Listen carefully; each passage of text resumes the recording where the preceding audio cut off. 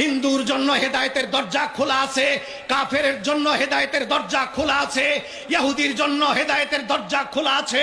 তাদেরকে হাসি মুখে আমরা কথা বলতে পারি, আশা করতে পারি তারা হেদায়েত হবে। কিন্তু গোলাম যারা গুস্তাকে মুস্তাফা নবী পাকের সঙ্গে যারা একবার বেয়াদবি করেছে, আল্লাহ তাদের হেদায়েতের দরজা কপাট কিয়ামত পর্যন্ত বন্ধ করে দিয়েছেন।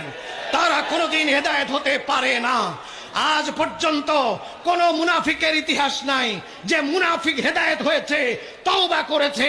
সকল মুনাফিক গৌরবের সাথে জাহান্নামে গিয়েছে।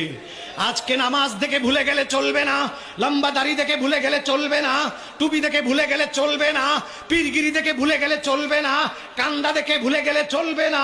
আর একটা জিনিস মনে রাখতে হবে, দাড়ি টুপি পাগড়ি তাহাজ্জুদ যতই থাক না কেন, ইশকে রাসূল আর রাসূলের আদব যদি কলিজায় না থাকে, খোদার কসম মরার আগে